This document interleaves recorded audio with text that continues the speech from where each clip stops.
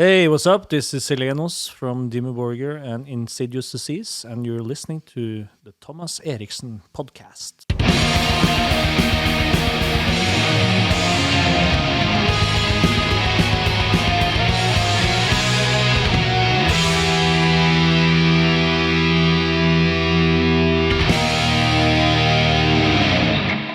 And we are back. My name is Thomas Eriksen, and this is my podcast. This is episode 6, and I'm actually quite surprised that it has gone this far. And today's episode is with my third guest, actually. Official guest is the fourth, if you count the episode I did with Mork bass player Rob. But I'm happy to see that the podcast is starting to build a little bit of a following, and I appreciate that. Obviously, I urge people to just spread it around and maybe tell some other podcast enthusiasts to check it out.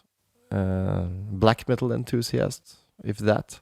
If you care to support my ventures, which is my band, my music, and my podcast, you can, by choice, you can go to the official band web shop and perhaps pick up some merch or some records.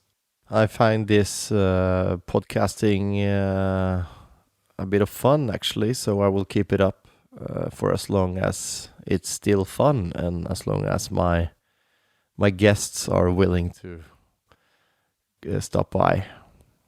Since there isn't much more news to talk about this time, I will just move on to this week's episode's special guests. I had the great honor and pleasure of having a real icon within Norwegian black metal and global black metal history in general. He stopped by the podcast studio and we had a long and nice chat. I'm of course talking about one of the founding members of the legendary Norwegian band Mayhem, also known as the True Mayhem. The man is Kjetil Manheim, who played drums in the band from the inception in 1984 until his departure late 87 or early 88. As I said, as the founder of Mayhem, it was Manheim, it was Necrobutcher, and it was Euronymous. So he is pretty close to year zero, I would say. And it's a long chat, so stick around until the end, because it's a lot of interesting facts and tidbits, as well as the portion. It's obviously about Mayhem, you know, the focus is on Mayhem's early years there, and but we also dive into Manheim's post-Mayhem life, which not that many people know much about, I would guess. So please sit back and enjoy.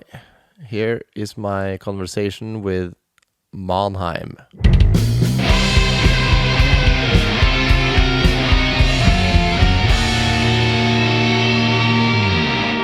For å si det sånn, jeg skjønte ikke hva den læreren ville at du skulle gjøre. Så, Hvor gamle er disse elevene? 16-17 år, det er første gym.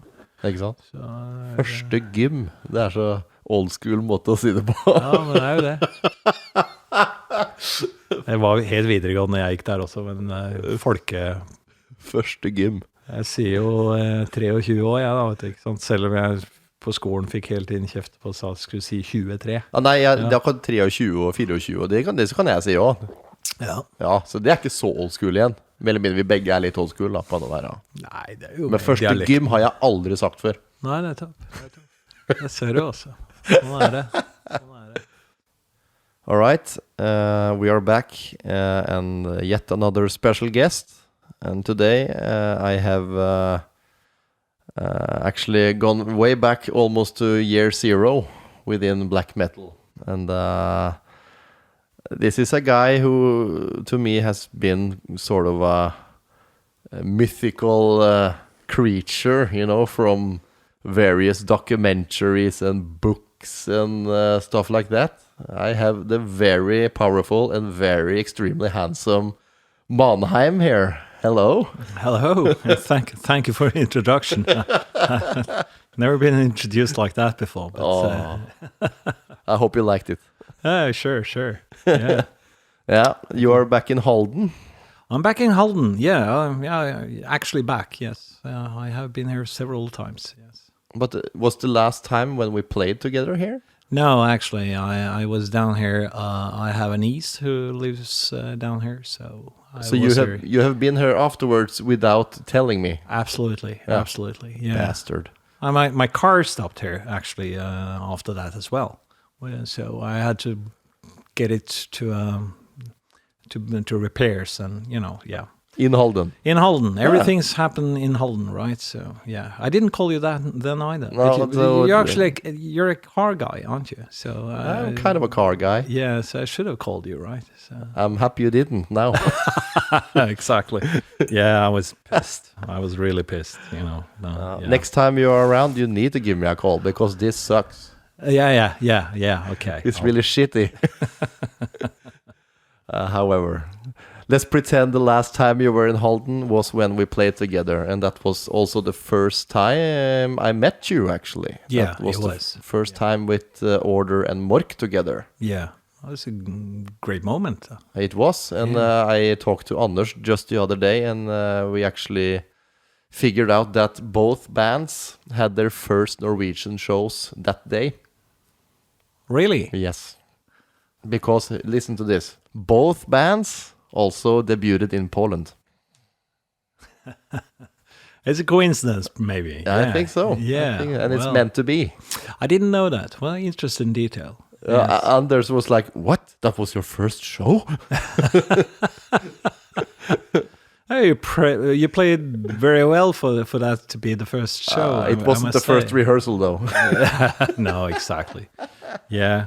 Well, I think it was the first show that Stig actually did a full set with us as well. So yeah, so it was quite early, but we decided that was the start where we were going to go from the studio to start to do live shows. So yeah, because we both of us, the two bands, had 4 shows off the go the first week. Yeah.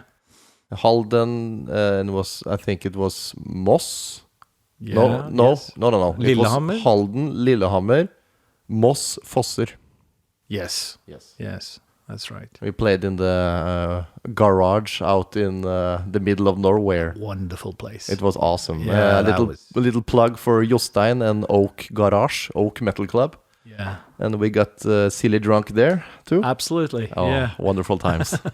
In the smoke room where we played, Anders played this Swedish raggar låtar. Yes. Remember? Yeah, well, no, I don't know. If you say so. Yeah, it was good times, I think. What I can reckon. Oh, anyways, you know. So I have to dig way back into your past. Sure. Because you are a monument of a man in Norwegian music. Thank you. Yeah, that is true. So where did it start for you? Where are you from, and what was your first musical touches? Where I'm from, we're starting back. Well, I think for most people, it's the right thing to say that I'm from Langhus, and a place just outside Oslo. But I wasn't born there. I was born in Telemark, which is, a different county. Yeah. And my family is from Telemark from the father's side, and on my mother's side, my family is from Oslo. So okay. So, but I'm basically around that area of Norway.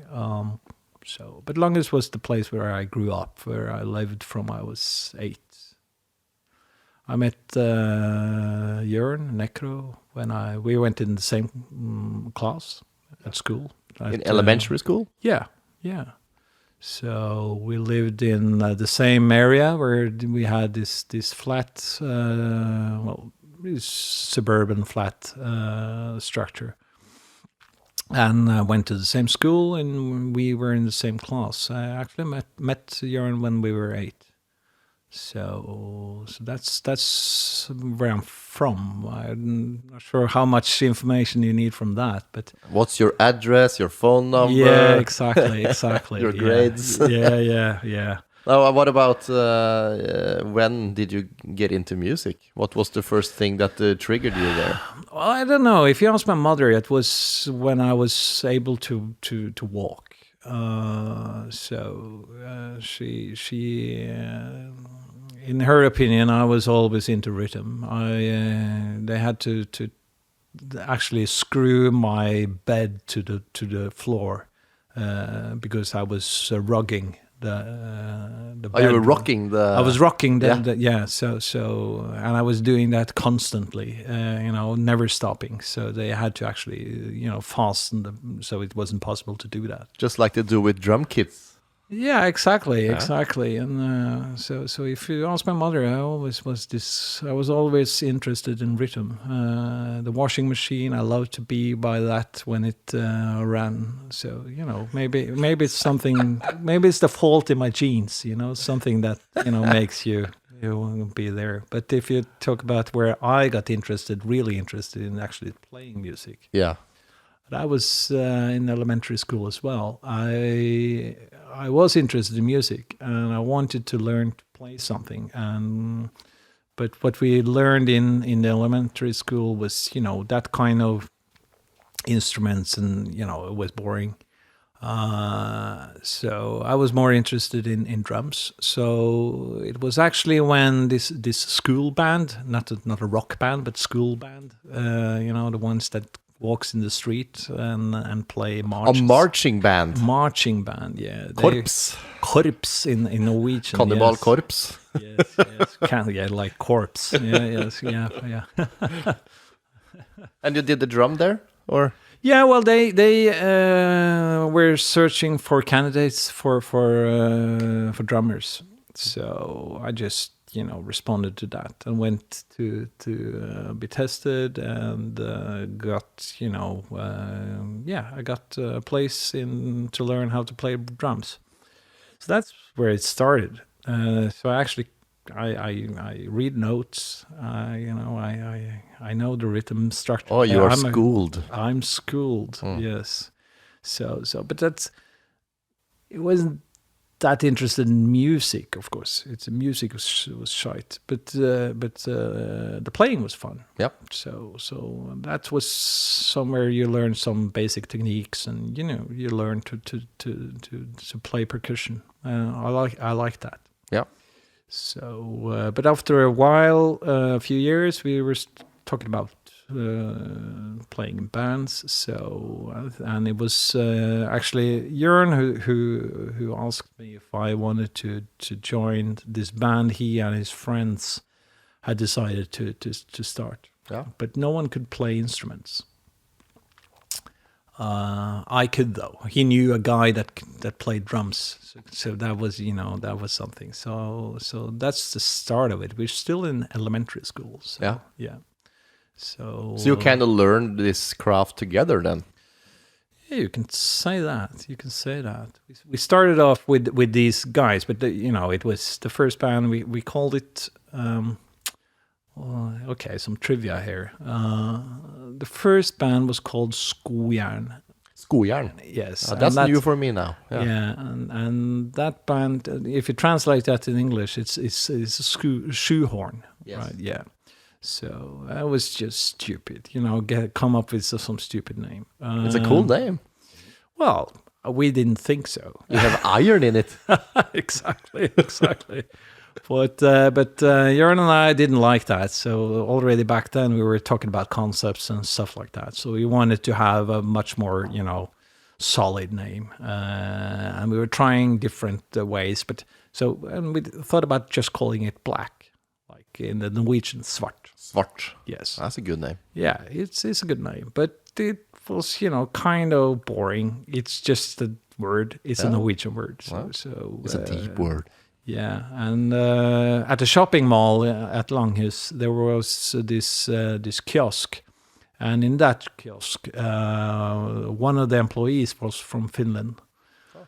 So we went in there and asked her what black was in Finnish. And she answered, I think it was Musta Kaupunki or something. No, that was Black City. Black City was something that we thought a Black City would be good. Black City, but in a different language. So we asked her, I think the answer was something like Musta Kaupunki. I'm sure if there's someone from Finland here now, they will, laugh at it. But I think it was something like that. You can't call a band Musta Kaupunki. That was impossible. But Musta. Yeah, that was cool. So that was different. So the first band.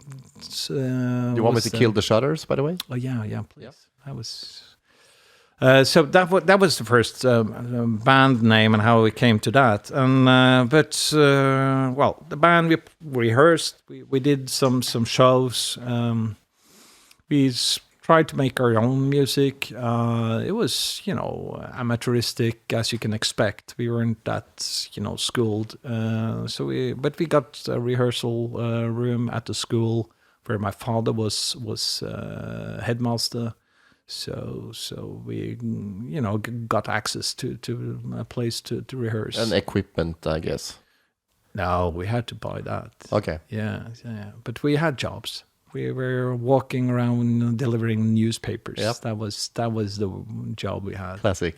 Yeah. So the money went to things to play on, and with, and beer and cigarettes. Yeah, I think that sums it up at that moment. But after a while, we killed that band because the other guys weren't that good. And Jörn and I decided that we had, we wanted something else. But we still wanted to play a band. So. One thing that has always stuck out in my mind after reading the history about you guys is a band name which I thought was kind of genius, which is Kvikksølvguttene. Is that something you were part of? That came later. That's Jörn's project. Okay. Yeah. So Quicksilver Boys doesn't sound that good in English, but in Norwegian it's quite good. Yeah, it could be Mercury Boys, Mercury, yeah, there you go. Yeah. But it hasn't the same, sting as it has in Norwegian. I agree, but that was later, much later. Okay. Yeah, I think that's actually in the period where Jörn was out of Mayhem. Oh, really? That late? Yeah, I think. Oh, so. Sorry for rushing.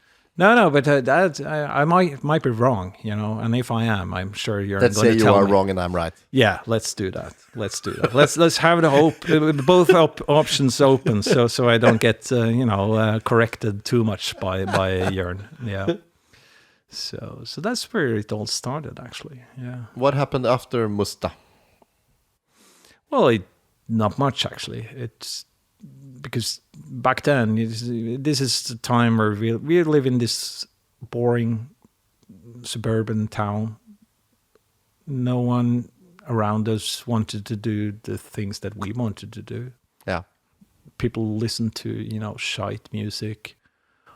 Even the heavy metal, fans, they listened to Iron Maiden and thought that was, God's gift to music.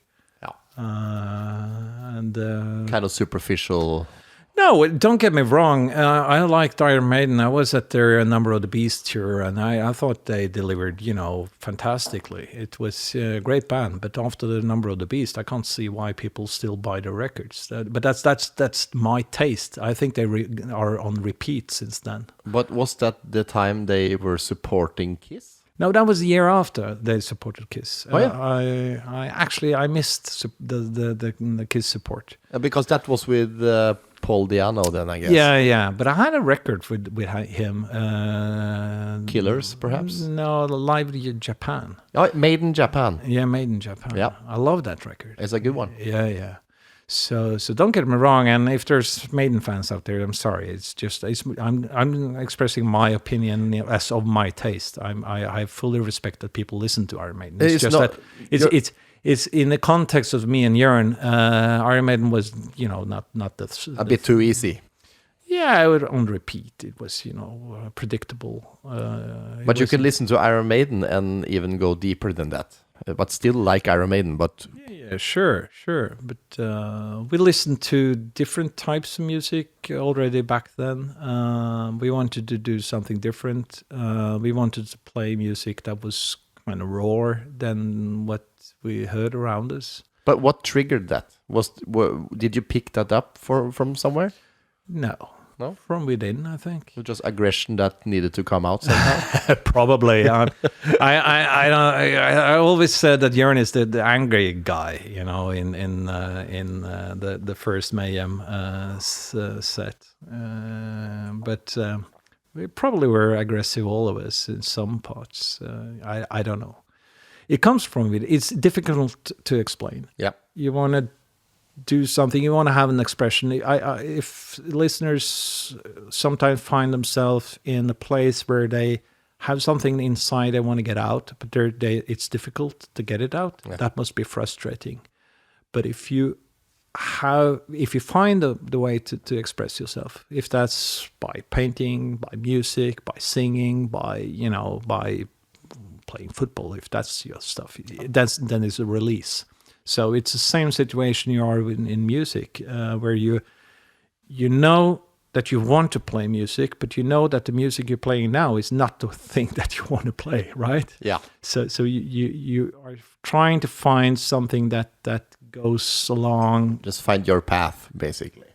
Yeah, find your style. Find something that is aligned with your inner self. Yeah. Somehow, it's hard to explain. Yeah, but most creative people I think they get that.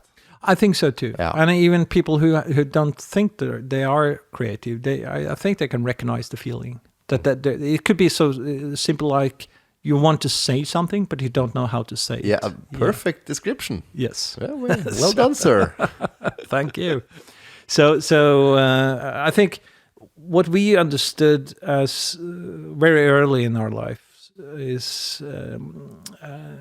was that we weren't in the main street on culture. We were in some sort of niche. When we grew up, you had two types of kids. You had the what we call the sosser in Norwegian.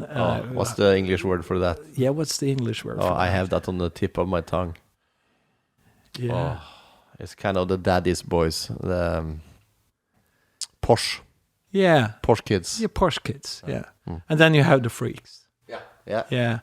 But not in freaks like in the horror freaks, but freaks like in the hippies. So So you had so punks and hippies. Yeah, but it was kind of you gather up everything. The riffraff. You had the mainstream. They liked the Porsche people. They liked pop music. They liked things on TV. They liked things in newspapers. All around them, everything was designed around those people. Yeah. And then you had the riffraff, and we weren't one type of people. You had punks, you had new wavers, you had hippies, you had rock, you had metal people, you had all kinds of people, but we were gathered as a flock. We were a part of that flock. All of those ecosystems in Langhus alone. Yeah. Well, you can actually split the society in two. I think you still can, right? So today we have internet and we have a different culture. Of course, with that, you can easily find people who are like-minded. Yeah. But in a small town, it's kind of all the people who are a bit different or like things that are, not Main Street opinions or music or what have you. it turns to you gather, you find the corner where you guys sit, and then you have all the others which you just observe. Hey, there's the other weird guy. I should talk to him. Exactly. So because you have one thing in common, and that is that there's nothing around you in the society that actually match your inner likes. Yeah. And so what I think something in us, and I think that brought Björn and me together, was that we had different opinions than most people around us. Not globally, but most people around us. And we found that music and playing music together, we found that we had something in common. We knew that we couldn't be alone, though. So he was playing bass and I was playing drums. So, so you can't. That's not a band. So what we had to do was to try to find some other people who shared our opinions, but we weren't exactly sure about what we wanted to make. But we were sure about that we were going to make something that wasn't out there. Yeah. And we listened to music like Slayer, Celtic Frost, that kind of music. Maybe not Celtic Frost that early, but at least we listened to Slayer. We listened to Motörhead, we liked that. We liked, the more rough music types. And we were looking for people. We tried out different guitarists, didn't work. Tried different vocalists, didn't work. So it was kind of nothing really happened. We had a rehearsal room and we went there, so, of course, and tried to play something. But we were basically looking for someone to play together with. Yeah, bass and drums can only go that far. Yeah, well, if we had it in us, maybe we could be the fathers of a drum and bass. But that was not the kind of music we would make. But some feisty fuzz pedal for Jörn's bass. Yeah. It could have happened. It could. It could. We could have done that. Did you even have a fuzz pedal back then for the bass? No, we didn't. It clean bass. Clean bass. Boom, boom, and boom, boom, boom. Yeah, exactly. And pretty poor drum kit. Yeah. So you still have that kit around? No, I sold it to the March band actually. Oh, really? Okay. Yeah. So they just took it apart and used each part. No, they used percussion as well. So so the drum set it had a second life there. But I think I had bought it used and sold it used. We didn't have much money. That's important to know. Jörn and I doesn't come from families with a lot of money. We don't come from poor families, not in the international way. I guess it's a regular Norwegian family, I guess. Regular Norwegian family who doesn't... We were kids that wasn't, we weren't spoiled. We got exactly what we needed. You weren't fat and you weren't skinny. Exactly. Just in between. Yeah, basically. It's funny to think about that drum kit, which is quite... I guess it's kind of a legendary drum kit. May just stand in a basement or a... attic at the school in there now. Oh, this is before anything interesting really happened. I think, because the interesting thing happened was when through connection. I think this story is well known. It was through people who recognized that Jörn were wearing a Venom mark backpatch or something. Yeah, something like that. Yeah. And someone knew someone in Ski, which is the same county or county. Whatnot. Yeah. That also, district, he also liked that band. So and he could play. So maybe we should meet. And that was Øystein, of course. So I think that is well known. And Jörn went to see Øystein, and he told me enthusiastically after that this could be something. It's the guy. Yeah, kind of. Basically. And he came to our rehearsal room at Langes school, and we started to play, and that's it. When is this? 85, 86? 84. 84. Yeah. So that's basically what happened. And that was if people want to say that there's something that's called love at first sight, I guess you can see that there's a match at first try. Yep. So it were never any discussion. No, it was like, this is it. But did you kind of start to make this aggressive, feisty music from the get-go? Yeah, how did that happen? I don't know. Did you play cover songs at first, or we played cover songs to just jam, and we wanted to just see if we could find our own expression. And the cover songs we played was Slayer. It was that type of music. We tried different ways to express ourselves, but we started to think about concept quite early. Yeah. So, and we quite early decided because that's something that makes you certain that this is a match, is when you sit down and talk conceptually, and you ask what you want out of this. What's your ambition? What should we make? Yeah.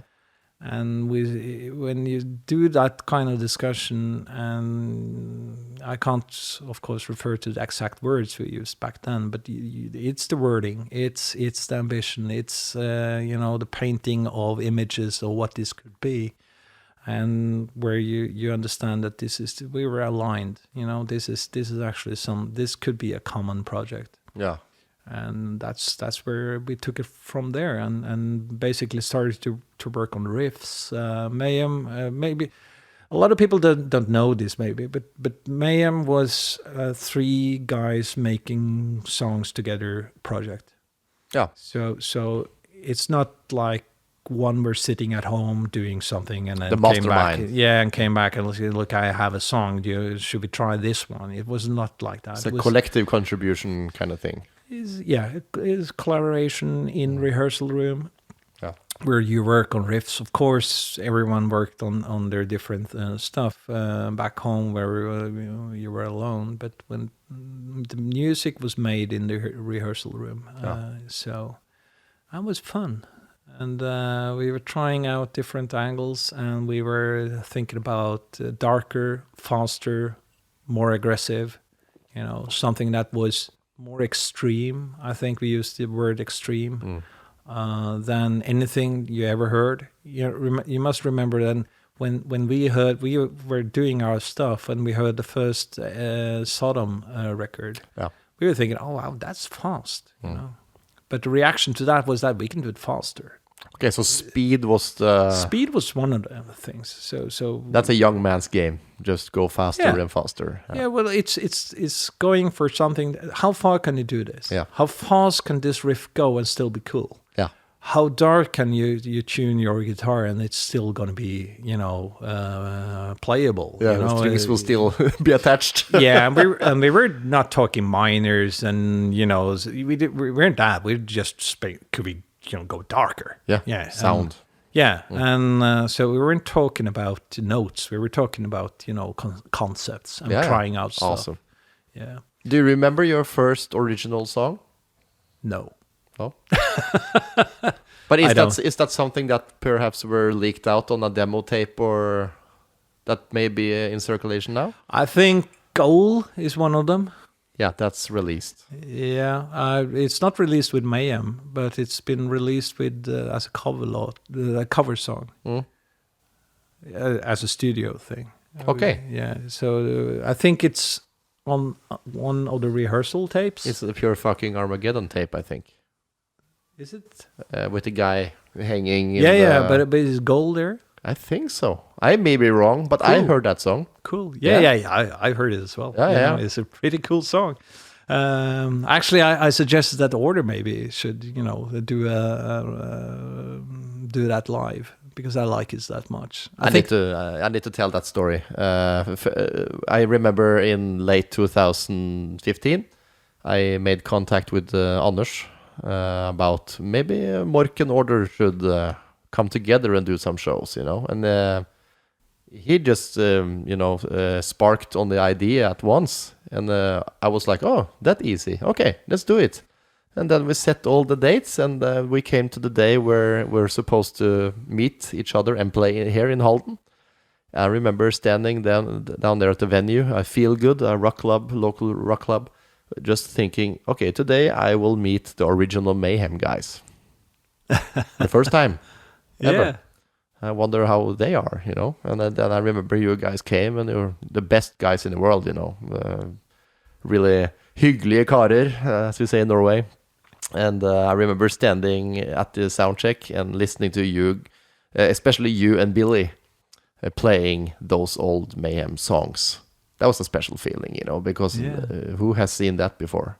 Since 86, 88, I don't know, you know. Oh, that's true. That's true. If you know what I mean. Yeah, I know what you mean. Yeah. We know what you mean because the first time we but met you are you. No, but I actually no, but we were the first time we met. You know, Anders has asked many times in different projects and ideas that we could do something. It's always been no from my part because it's some reason it hasn't hasn't touched me, or it hasn't been convenient, or there's been something else. And he actually asked on email. He didn't call. He just sent an email, and where he had this idea that he had been discussing, and what if we tried to put up a band with Cadaver and Mayhem, and see if that could be something. And I answered him with, I think it was just 2 words. Yeah, why not?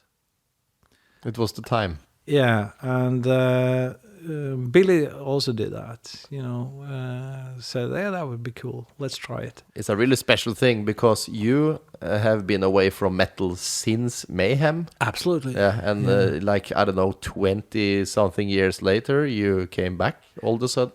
Yeah, well, I like different kinds of music. We can talk more about that. Yeah, but the point is, with my story, is that when we then went to the studio, and René and Anders and Billy and I, we actually met for the first time in 30 years. Really? As a 4, all 4 in the same room. Okay. Partly because René was, a long time ago, since we've seen him. Yeah. But when we started just to see, well, let's just do a song we know, and we started to do that, and in the middle of the song, we had this pause, and Billy turned to me and say, "It's just like in the old days." So that's what I meant. I understand what you say, because it's like you turn off a switch, and then a couple of decades later you turn it on again. So I guess we don't change that much as people. You don't seem to age at all. What is the secret, man? Oh well. Thank you. My hair is grayer, that's for sure. You have your hair. I have my hair. Yeah. I do. Yeah. You can't say the same about Billy. No, he had really much. When I was playing in Mayhem, I had so thin hair. I couldn't have long hair. It just looked freaking stupid. So you look like a kid from the Swedish summer movies. Yeah. That's it's. I was different. I always done my stuff. You can see pictures from that period where I wasn't wearing the uniform. So, and I have never done that. That's not important for me. I think that's why you always have stuck out to me too, from the old tapes and stuff, because you were the one who looked a bit different. Yeah. And when I met you 30 years later, you're looking just precisely the same, only a bit shorter hair. Bit shorter hair, and probably a bit more expensive clothes, but that's just a bit. A bit wiser, I guess. Hopefully,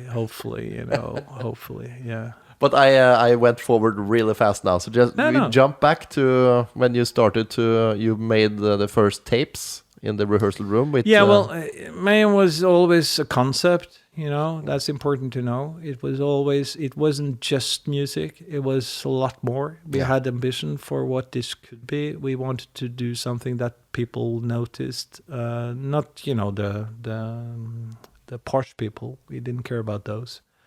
But we cared about people who was really into music. Yeah. And we wanted to document as much as we could.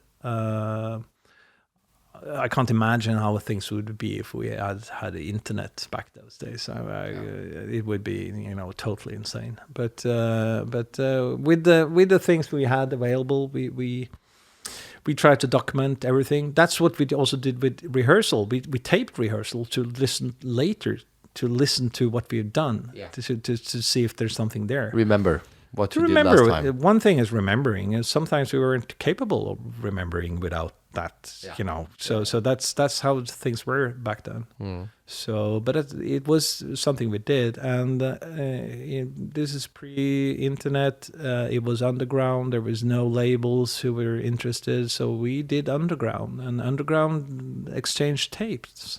Letters and tapes. Letters and tapes. So that's where that started. I think we had rehearsal tape was a release for us. So we were working it was like we were going to give out a record, but it was done, we went on in catalogs, ordered tapes from Hong Kong or Taiwan or whatever. Just blank tapes. Black tapes, got them over, and we did rehearsal. The first rehearsal tape is actually done with a cassette radio, Mork cassette radio.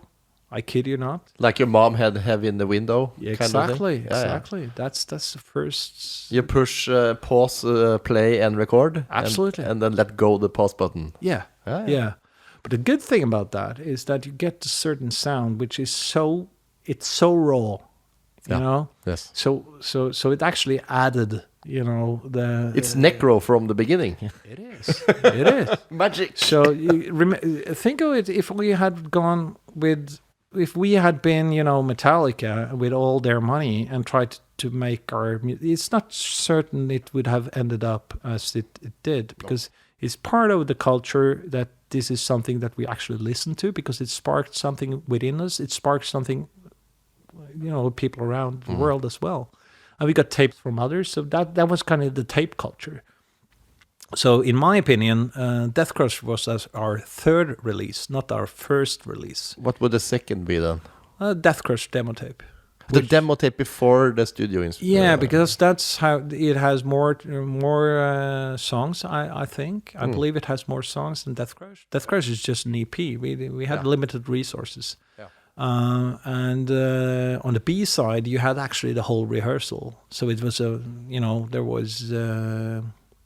I think it was a lot of rehearsrsal recordings that were on side B on the actual release. Yeah. Oh, really? On the demo release. On the demo. Yeah. Yes. So we had a cassette demo with the Pure Fucking Armageddon. That was really lousy stuff. I need to stop you there. I remember that cover art so vividly. Yeah. Where did you get that picture? From Press Bureau. It came from the skinny guy, on the wall in the chamber kind of thing. Yeah, we found a newspaper clip at the Press Bureau that was, and it was, I think it's Cambodia, the skulls, and we added that image from on top of that. So it's photocopied on a Xerox. So that's a brutal looking picture. Yeah, but that's what you get. Yeah. If you do those kind of, it grows, right? So it's if you talk to someone who's really professional in graphical, handcraft, he would never produce that unless that was specifically asked for. Yeah. Of course, if you know the trade, you know how to make it look like that. But if you're trying to make it look good, you wouldn't never do that, But we didn't have that. We used the photocopier, the Xerox machine at the school, to where we stealed, to try to at least get something. So we did a montage on paper. So we clipped. First we took a lot of copies, then we clipped them up, then we mounted it on an collage. A4 collage. Yeah. Then we took a new photocopy. Yeah. So then we got, then we could, print many of them. Yeah. So, and then we could make the covers. Make the covers, yes. That's awesome. So what you see is the result of bad raw material being processed in a very bad way several times. It's so totally magical. And it was something that we really liked. We Yep. liked that was the result because it was so different, it was so raw, and that became some part of what the culture around these kind of metal bands today still, bring further because it's not People copy that even today. Exactly, It's a part because- of the image. It's wrong to call it an image, but it's No, it's the feel you're after. yeah, You know. yeah. It's not an image; it's a style. But you kind of did it by accident. That's the funny thing, because it was back then. It's not totally by accident. I'm trying to say that it is because it's the way it is because of what we had to work with. Yeah. We really liked the result though. So we were experimenting with things to make things look cool within that, frame of, environment. Yep. So DIY. yeah, do it yourself. So it is basically. Yeah. And so that's the early days with Mayhem was a lot of things surrounding concept. How can we actually make something that's different? How can we express this in different ways? Some of us were very, very anti-religious. So all of us was very anti-authority. So we were. A lot of punk attitude then. Yeah, a lot of punk. More than punk, I would say, because I think punks was like anarchists without knowing what anarchy really is back True. in those days. They loved chaos just because of chaos. I'm not sure what they screamed about anarchy, and at the same time they scream about everything that shouldn't be allowed. So it's you have to choose. Johnny right? Rotten told them to scream about anarchy. Yeah, right, exactly. So it's of course there were some in the punk movement who were serious and knew what they were talking about, but where we were, the punks weren't that, Well thought out, perhaps. yeah, well said. Yeah. So we were more into it from a philosophical and political point of view. So we wanted to do something that was shocking in so many ways. Yeah. We wanted, and especially we had, we didn't like religion, and we didn't like priests. We didn't like organized religion. We found it stupid, and we found it actually harmful. I must say that one of the guys that I really cherish is I'm so sad he went away too soon is Christopher Hitchens. Oh, yeah. But what he expresses in God Is Not Great, how religion poisons everything, his book, it pretty much sums up what we were talking about when we were doing Mayhem. That was our attitude towards religion and still is. But just a question about the songs, because you only had these many songs. You wrote songs, but how many songs was it in total in the period you were there? 10, 15. 10, yeah. Which one of those songs is anti-religiously charged? Do you remember which ones they were? I couldn't imagine Chainsaw Guts Fuck is anti-religious song. No, the lyrics weren't that expressive, but the package was. Yeah. Yeah. So the turning of the cross, pigs on stakes.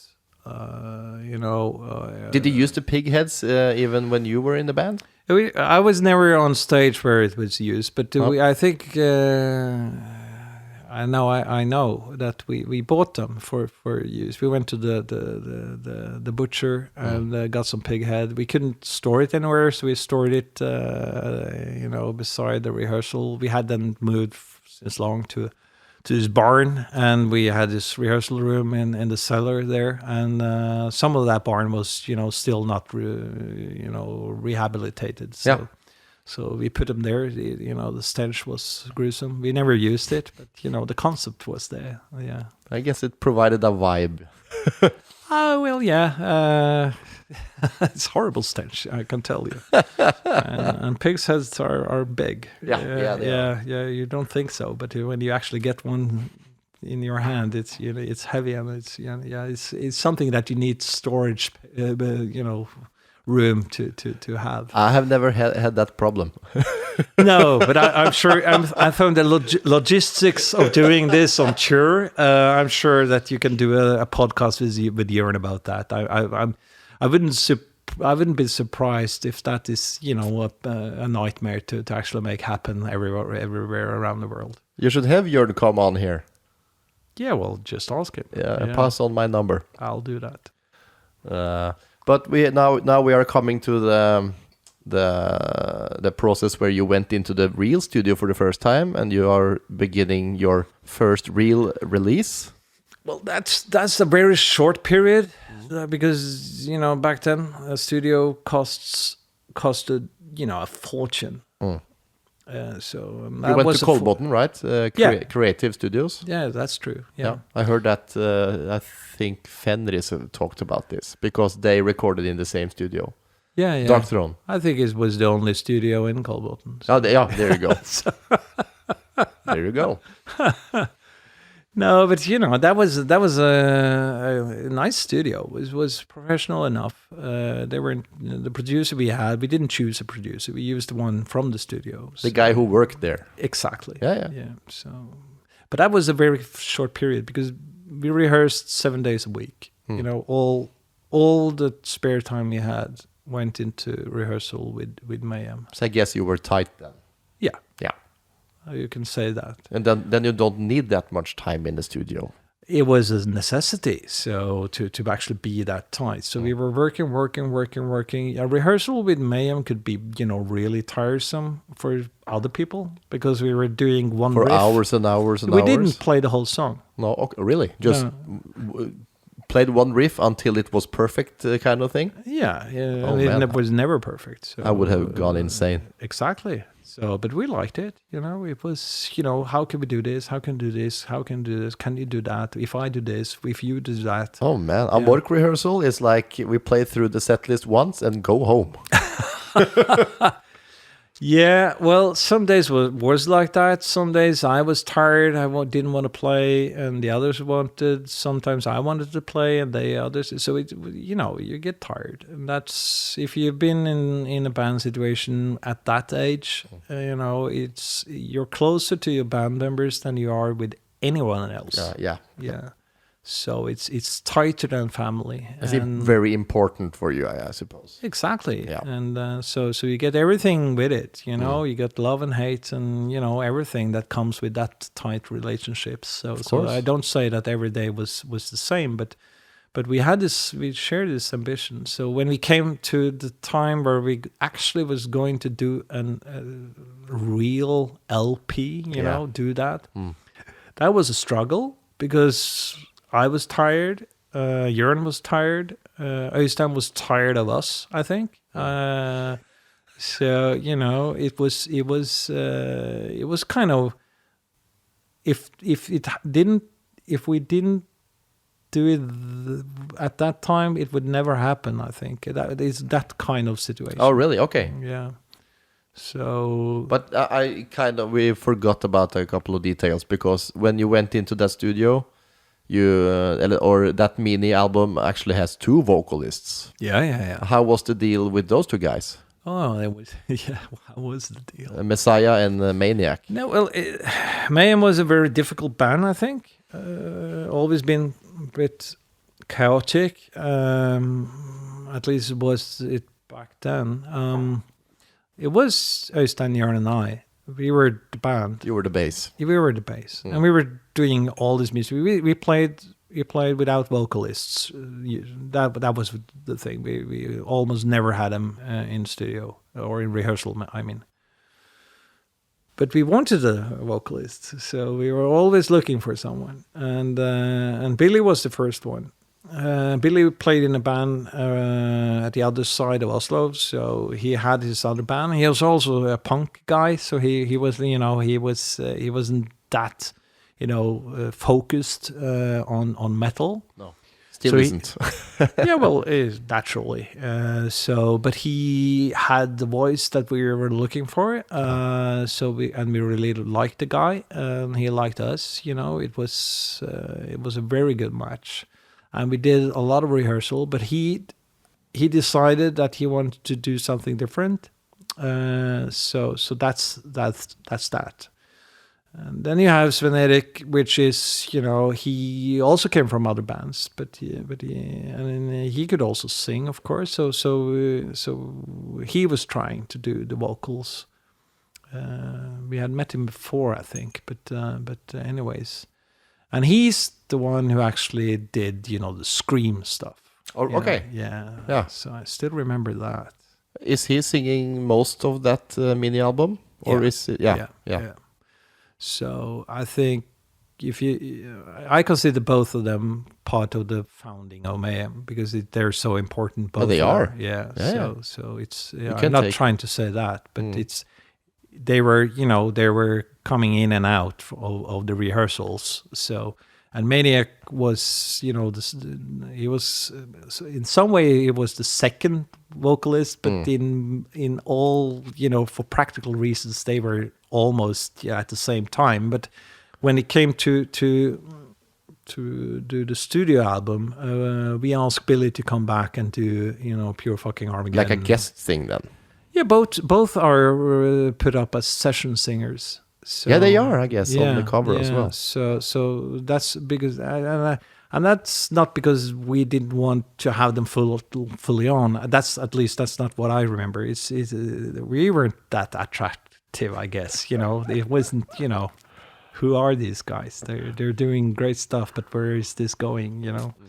Maybe, I don't know. I never talked to them about that, but Billy wanted to do something else. That's why he left. Yeah. But he didn't leave the band. It was not, that he was a session singer. He wasn't, Yeah, but it wasn't perhaps a serious band then. It was like more a friendly jam thing in the rehearsal room, and then all of a sudden you went to the studio. I don't know, in his eyes, perhaps. Maybe. If you know what I mean? It's a collective fun time thing.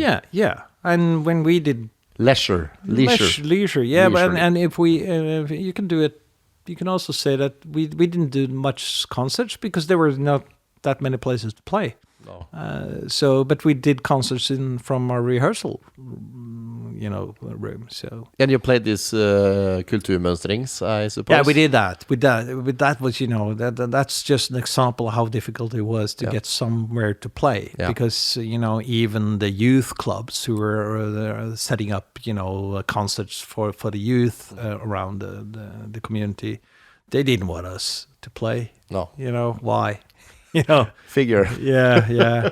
So, and the musicians around us, they just said that we were wasting our talents. They knew we were talented, but they said that this is just, You're just a waste. We're wasting our talent. Yeah. That was what they say. And I can understand that they said it, but that just gave us, more gasoline for the flame, I guess. Of course, we were hitting the target, People didn't like us. Provocation. We did something that people didn't understand, etc., etc. And we were...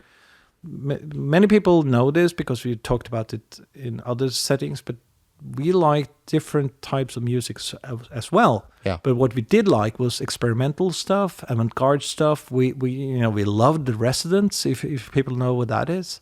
We really Einstürzen and Neubauten, things like that. Konrad Schnitzler and that's the intro cluster. Guy.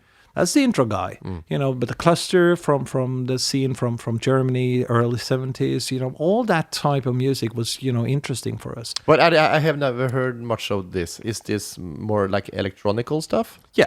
Huh? Electronic, cluster is, it's electronic. It would, today maybe it would be called indie music, but it's not that. It's strict, I'll give you some samples. Samples so we can put it in the notes here, so cool. People can actually go in and listen to what we listen to. Awesome. Yeah. So, but the point is that we listened to a lot of more experimental music than we didn't just listen to metal. No. I think that also brought what the dissonance you can recognize in some of the music in Mayhem. If you try to write down Deathcrush, good luck. It's not straightforward. It's you need to understand that we weren't trying to do something that everyone liked. We were trying to do something that we. It's not a copy paste verse refrain. Absolutely not. And how do you start with this? I love Deathcrush, so let's talk about that song. I like the intro. I like the riff. It's one of the best riffs ever written. Iconic.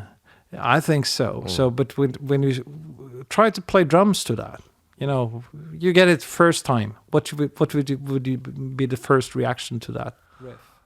I'm not sure. Exactly. Yeah. So we weren't either.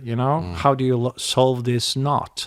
Because the riff is good, so we need to make this work. But you can't do it in 4/4. It needs to be done differently. Yeah. But since we were used to think in different terms around music, and we weren't restricted by conventional thinking because we had so much talent that we were listening to from who weren't restricted by rules, we can solve things like that. Yeah, I'm not saying that everything Mayhem did was of that quality, but that's one example where we actually went a bit far out and we solved it. That's one diamond that came out of it. Yeah. So basically. So but we were talking. We are talking about you're going into the studio. Into the studio. We're still there, yeah. And you used a house guy? We used a house guy, and he didn't understand anything of what we did. But I must say he did a good job, Yeah, sounds cool. Yeah, I like the sound of it still, So that was cool. But how long did you spend in there? Was it like one take, go? One take, go? No, it wasn't. But pretty close. Yeah. Pretty close. We did drums and guitars just to try to make, record it. But the guitars were I think we replaced a few of the guitars, but I think Øystein and I did a lot of one takes, and that's the base of it. But it's not like the Beatles who went to the studio, sat down, and live recorded stuff. We did it in different sessions. But I can't imagine you going there with a click track. No. I still don't like click. What? No, we did order. We didn't do it with click. No.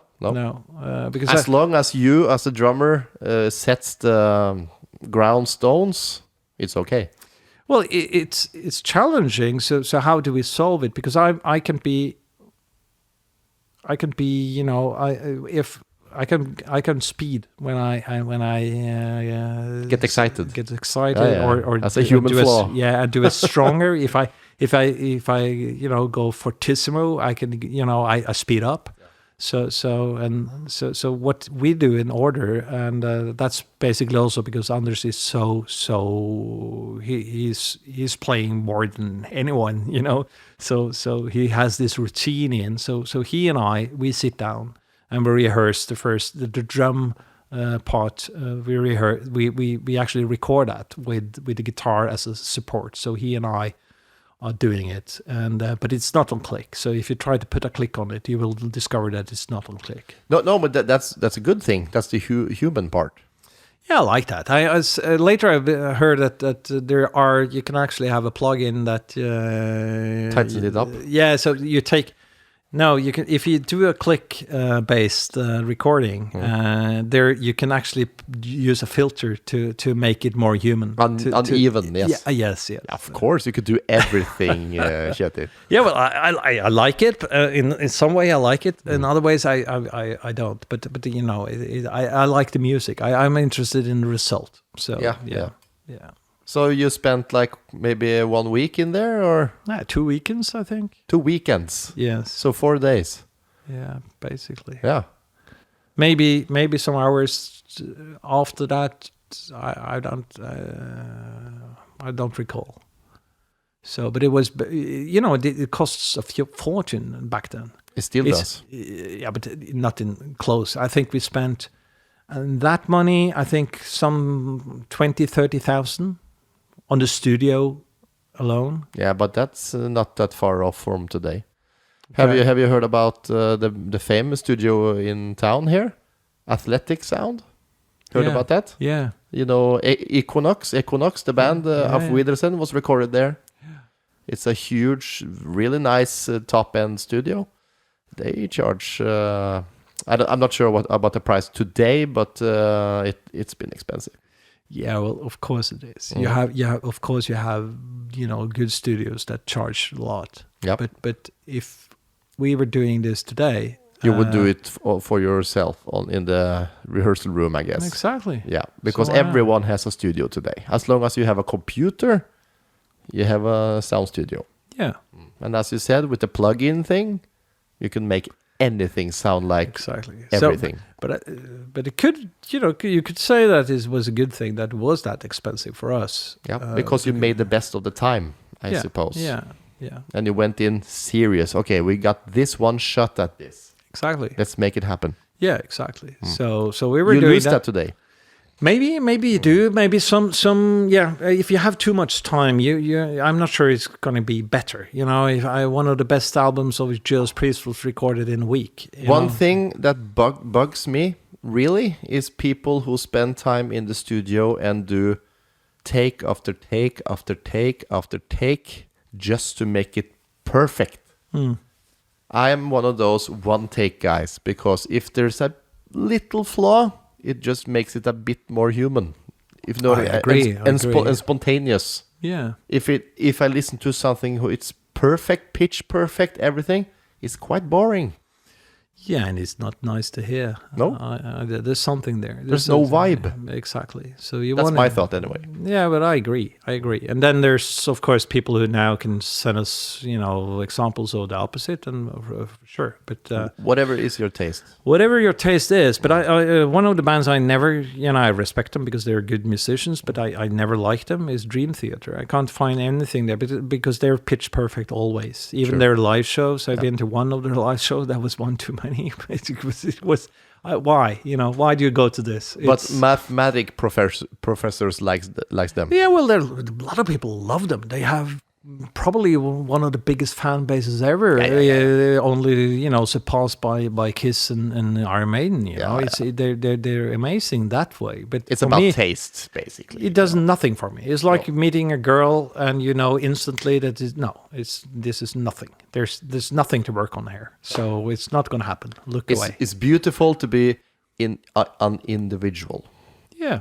Yeah, and have your own tastes. Then the world gets more colorful, and I think so. In a way, that's harmony. I think harmony. Yeah, the harmony in pluralism. Yeah. Why not? Yeah. I like that thought. It's because if everyone was alike, it would be pretty boring. Yeah. That's for sure. And perfect unperfection. Yeah, I bought this book for my kids when they were small. It was about think if everyone was alike. And it was that if everyone was alike, everyone wanted ice cream at the same time. And everyone wanted the same ice cream at the same time. And everyone else, then it went on. And, it never came to the end because the kids got they got the point early, Even the book was boring. So your kids is not communists today? They're not communists. They're not.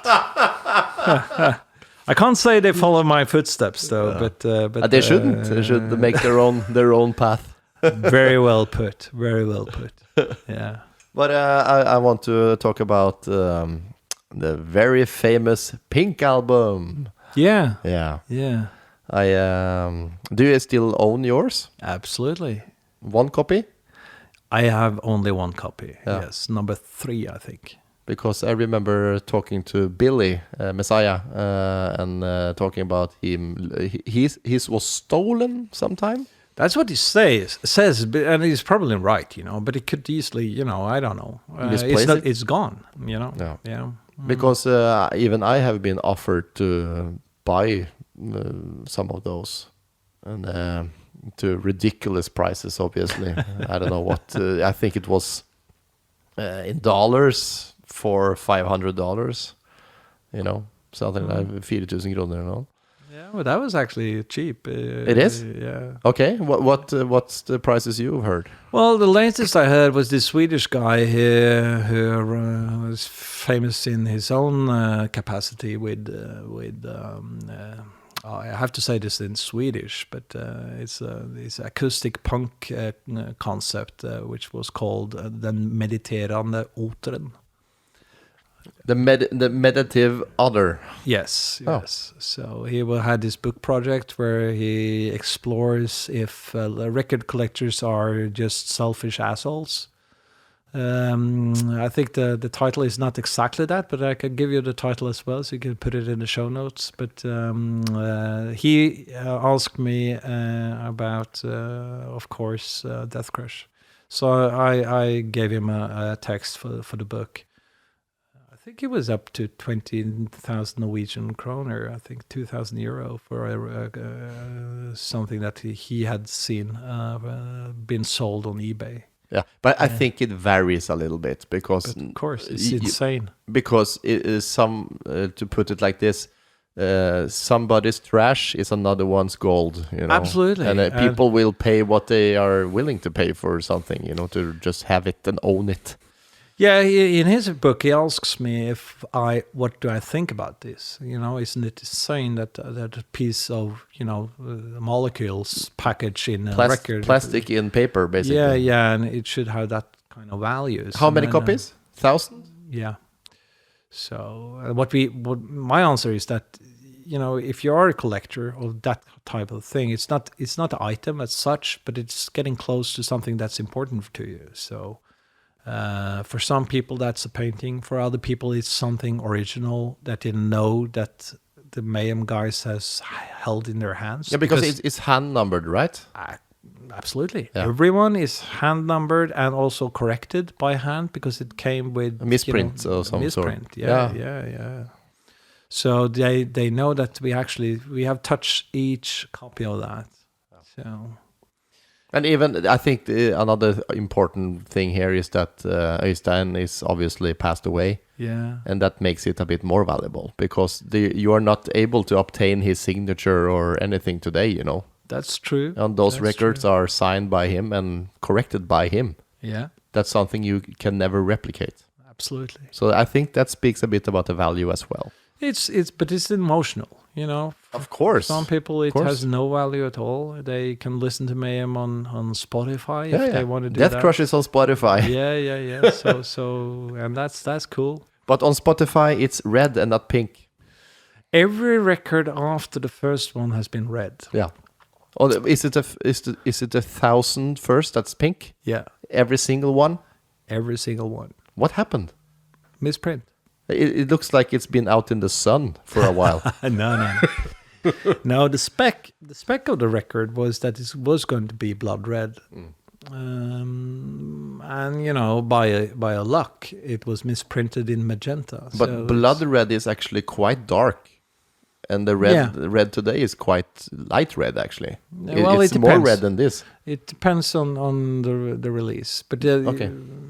People responsible for printing that, I don't know. They don't know what to do. They know that the pink was wrong, and they know it should be red. So I've seen all different types of red on Deathcrush. I signed,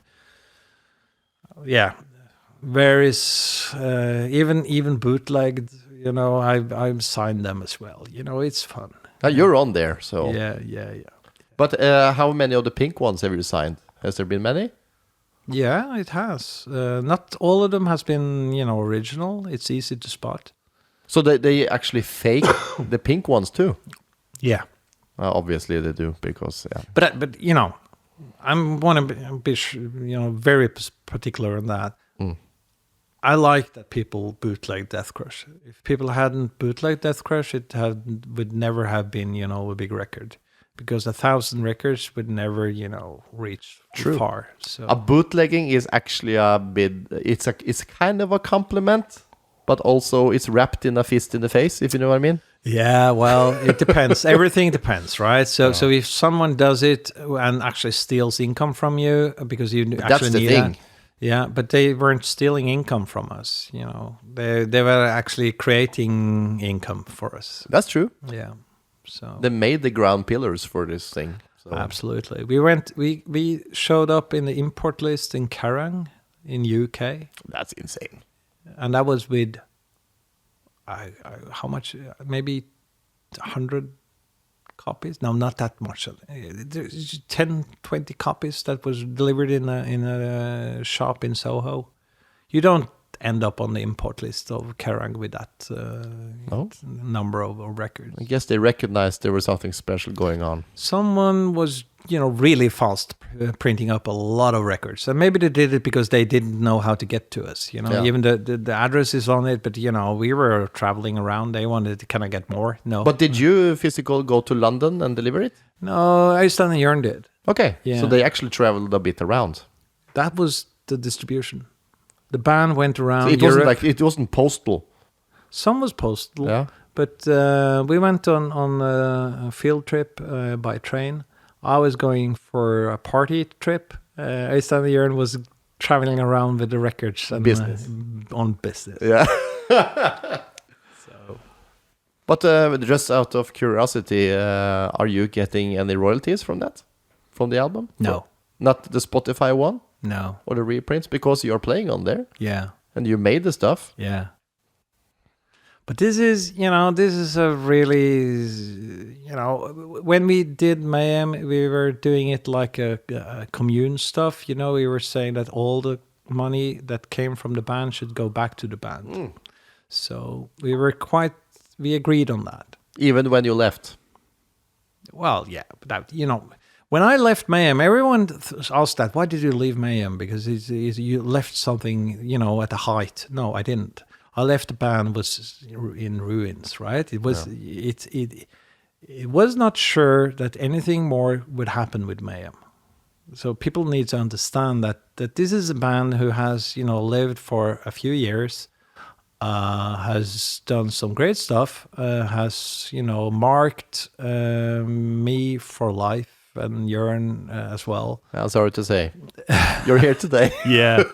So there's great years, but when we came to the point where Deathcrush was, released, at that point I thought that this was the end of Mayhem. This was the end station. Not that the record, I was proud of the record. I liked the record, but I didn't think it would be anything else. And it was not obvious that it would be anything else. But how far or how long after the recording? And you obviously were in the band when you got the records back from the printers. Yeah. How long did it go until you left? That's when I left. Yeah, but when the albums came back from the printers? No, I didn't. I left after that, of course. Yeah, so because you got the album ready printed in 88, 87, 87. Yeah, and you started to distribute it. The summer of 87, if I recall it correct. That's the summer. Was it 88? I'm not sure. I'm asking you, man. Well, it's a long time ago. This is probably search up and it's in Wikipedia. I'm sure. It's around that time, anyways. Maybe it's 88. Yeah, maybe it is. But do you know how long it took until you left? Months. Because that's the end of it. That's the end station of the release of Deathcrush. That's the end station of my engagement in the band. August 16th, 1987. Exactly. So I recalled it right. Yeah. So you left just after this then? Yeah, I did. Like before Christmas that year?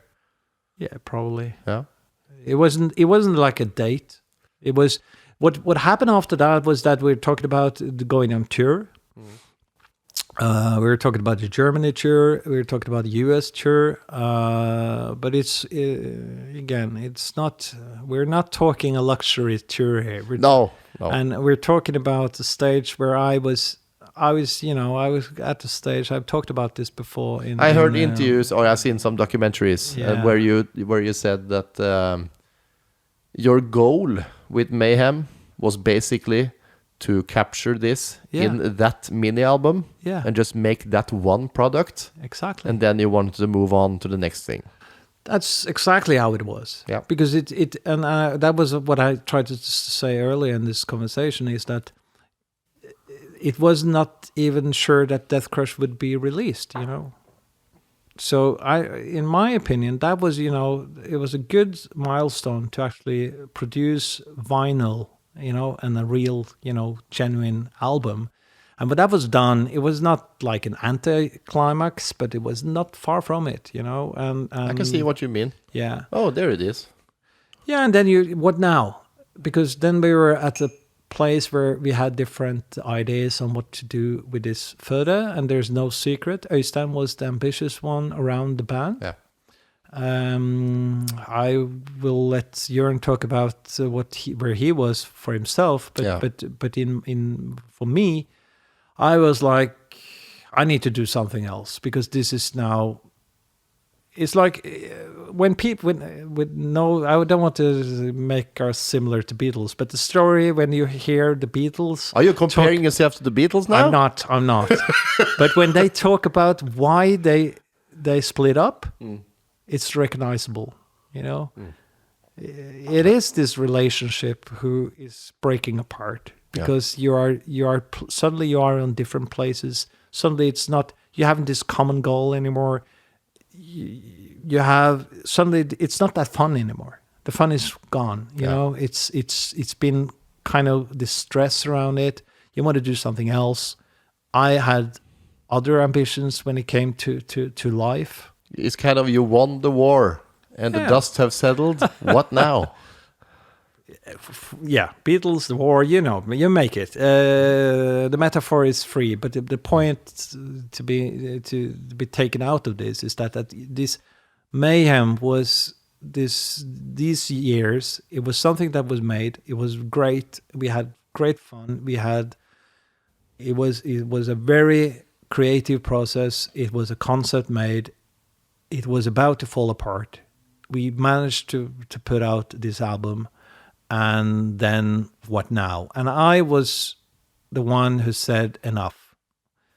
It pissed Øystein off, really, because in his opinion, he thought that I was ruining the opportunities for Mayhem. Yeah, I can kind of recognize that feeling, because I feel the same as a leader in my band. You know. Yeah. If I all of a sudden lose a member, that puts a huge stick in my wheel, you know, if you know what I mean. To use the Norwegian metaphor for that. Yeah, you can say it the same way. Then I see the world to crumble in front of me. Yeah, and he was trying to set up this touring in Germany and in Turkey and in US, you know, things like that. So. And in my opinion, it was, you know, a lot of things were said back then who maybe shouldn't have been said, but, you know, it has been said, and that's just how it is. It's emotional. And of course, in my opinion, I was saying, no, if I'm going to leave, I should leave now instead of wait another 6 months when the contract for the jury is on the table.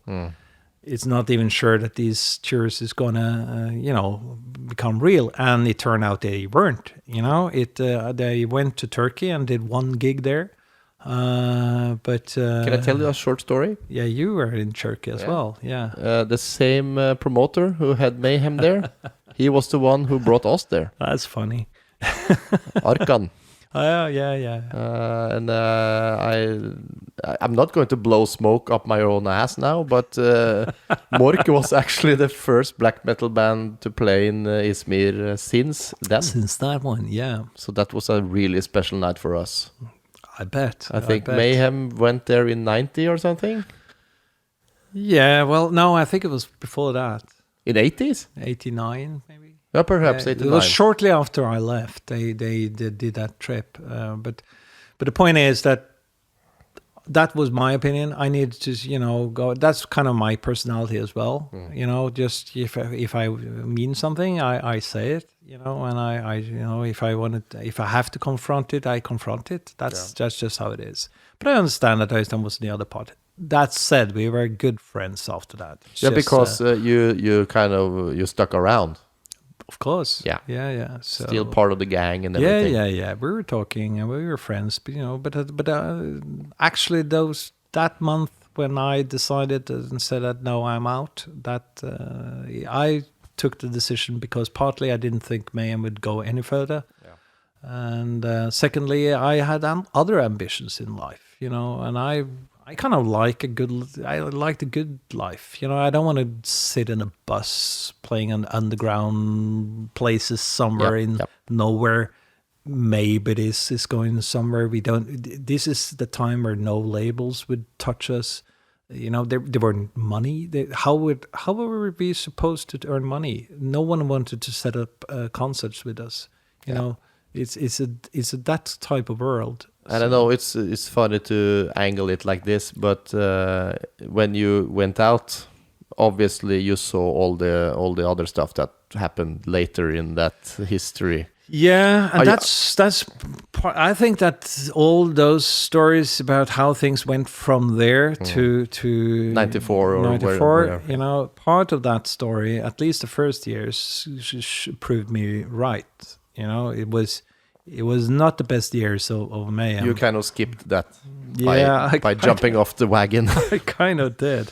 But, Mysterious Doom's Thanos is a brilliant album. Yeah, it is. So, in that respect, I was wrong.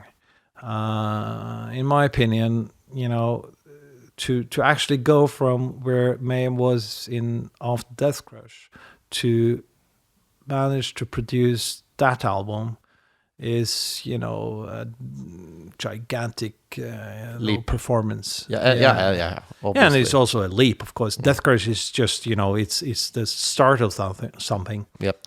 Mysterious is, it's pure. Something. It is. That's the sound. But the funny question, it's not a funny question, but do you remember any of those songs or riffs being part of the rehearsals before you went? Yes. Yeah. Which ones? Do you know? Did the black metal part of this start to come along during your time? Yeah, I'm going to be careful about going into details on each song, but parts of that album, has, I'm sure Jörn will say the same, that the parts of that he will, comes from the work that was being done before. And the ambition around how the guitars should be, how the riffs should be, because there's no 3-string riff there. So it's quite, but of course Snorre and Øystein, who actually did the guitar thing there, it's I won't go that far to say that any of the songs in Mysterious was already done. No. But I think about parts, things, the sound, hints of the songs. Hints of songs. I actually introduced something in order to say that this is something that we had back then. I said, and maybe we could use this in order, and I played it, and Anders said, well, isn't that, that sounds like something I would come out from Mysterious. Yes. So that's probably something about that, but it was just on the very beginning of how to put up, structure around songs, I guess. So, in my opinion, Snorre and Øystein, I don't know how they, how to credit both in all the songs, but I think Snorre. I'm not the biggest Thorns fan, but I don't have anything against Thorns, but I have never really dived into it. No, I respect what he have done and stuff, but I think he perhaps were one of the pioneers of the actual black metal riff. Absolutely. So I think that he and Øystein together managed to do the magic. Yep. So have you heard that first Thorns demo? It was recorded at Trøndertun, that school. Yeah, I've heard so many. I probably heard that. Yeah. What's that song called? Isn't it like Eerie Descent or something? Yeah. That riff. Yeah. It's said that it's like the pinnacle. That's the first thing. Absolutely. And it's magical. It is. And even Bursum ripped that off for his first album. Absolutely. So, yeah. But it's so fun details that everything is like this. Today it's a global genre and a global legacy from Norway, and everything comes from a beginning somewhere. Everything, because, some things, one of the fastest songs we ever wrote was Pure Fucking Armageddon. Yeah. That was, really fast. Came out from, sitting there drinking beer, having discussions. I was on the guitar. Øystein was on the drums. I came up with the first riff, and it was like, oh, that was cool. And then Jörn came up with the bass, the other theme, and we put that together. And this is a cool song. And I was done within 30 minutes of a rehearsal. Other songs we could, spend a year to finish. So it's not easy to know when a song It's finished. No, we did the same in order. If you think about Dogma was made in 30 minutes. Yeah. So Just like that. Yeah, it is. All right, everything must come to an end. You left Mayhem, and then the funny thing now is to dig into the post-Mayhem life of Manheim. Yeah. I don't think many know about this. No. I remember you gave me a gift one time of your band Maranatha, was it? Yeah. It was like a noise CD. Absolutely. And that was something else. Let's. What do you mean? I don't really know what I mean because I couldn't figure it out. It was like putting on the television on, Krig kanal, snø. Yeah, white noise. White noise thing. Yeah. Let's talk about what you did when you left Mayhem. I didn't do much. I lived my life. I was in a pretty dark place personally.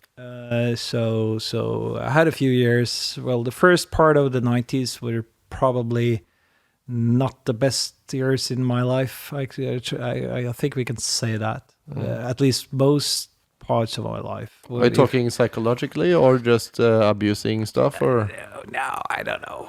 Psychologically, I wouldn't say that. But it was, bad marriage, really bad marriage, so totally, So you got married early then? Oh, yeah. I do stuff like that, I do marry. So, yeah, I did. And but that was, romantic. Hopeless. No, that was chaotic. But how old were you when you left Mayhem? 19. And that was in 88-ish. Yes. January 88. Yeah. I'm born 68. Yeah. So yeah, I married early, But that was a few years where I didn't do much else than work and hate my private life and spend time with. So basically, Al Bundy. Yeah, basically Al Bundy. I didn't kill people though.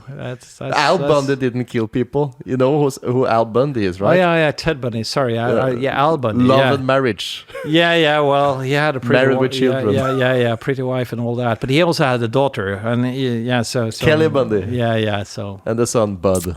There's no kids from that marriage, and that's a good thing, I guess. That's a very good thing. So I spent, a lot of time trying to get a foothold in my life, I guess, trying to figure out what I was going to do. I basically spent most of my time working. I think you could say that. I did the military service. I was 15 months in the Marines. That was a boring stuff. Like a førstegangstjeneste? Yeah. So that happened basically straight after Mayhem then?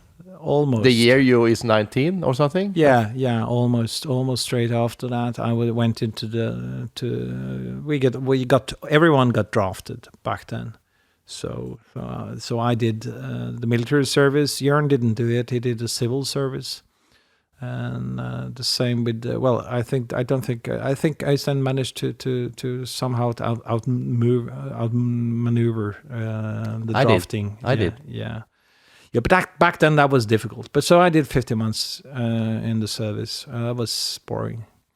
It was boring? You didn't think it was like worth it and it made you figure things out? Or most people look back and I'm happy I did that year, Yeah, because they had fun. They met like-minded. I didn't meet like-minded. And most people, they actually got to get out of the boy room at the parents' house and become men. Yeah, and I was already a man. I lived on my own. I had a wife. You were married at age 18? 19. 19? So, yeah. That's early, man. That's early, yeah.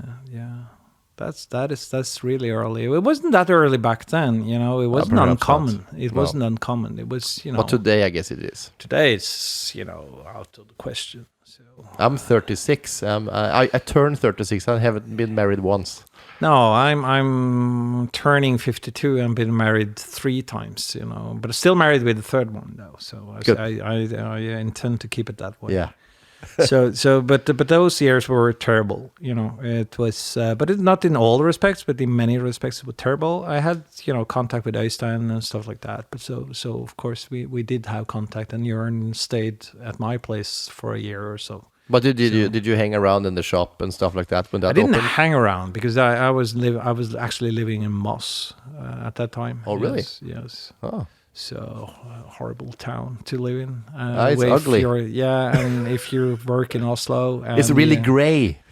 you know, but it suited the situation I was in. You know, I spent time commuting between Oslo and Moss. Had a horrible life in private. I had, you know, friends, but the friends was actually just, you know, Øystein, basically. Yeah. So, but I didn't have time for anything else. So that was it. Yeah, that's that. So that's the first part of the 90s. Second part of the 90s, I just went on, you know, a single life in Oslo with no purpose, I think. I just, you know... Worked and just went out? I worked... connected with old friends again, but you know there was not that much contact with metal, the metal scene, because Øystein was obviously not there anymore, and you know Jørn was doing his stuff, so we weren't hanging around at the same places. So that was basically, it was not years with much music. I was doing some music here and there, but I didn't get to play much. So, but I was still interested in music, but I was trying to see if I could do something that was in the experimental part, because that always was part of me and was also something that Øystein and I shared. So we had our projects back in Mayhem times as well. So when I was introduced by a friend to noise, that was a beginning of something that I felt that this is giving me a new drive. So noise was actually my second wave of inspiration to see if we can actually do something that triggers the same feelings inside, where you can actually just, you know, go all in and try to do something that are extreme and at the same time interesting, you know. Could you try to tell the listener what that is? What's noise? Can you define noise? Yeah, I can define noise in many ways, but it is basically you can take it's sound without structure. That's for one thing. But you can also put structure into it, of course. But then it becomes some alternative. You know, it could be more. Then you kind of soften the blow. Yeah, it could be now like 9 Inch Nails, for instance. Yeah, I think Trent and the guys there are doing, you know, this wonderful band. You know, they do a lot of cool stuff. It did at least, and but then you have structure in it. So you use noise elements. Even Björk, which also I think have a wonderful, you know, music production behind her, uses noise, but in micro noise. Yeah. But if you take that noise part and you make that the main part of the song, and that not just an element or rhythmic part of a song. But Maranatha, the CD you gave me, would you say that is noise, extreme kind of noise? That's probably the most extreme noise I've done, yes. Okay. Because that's what that is what we tried to do there was to try to make complex structure available within a wall of noise.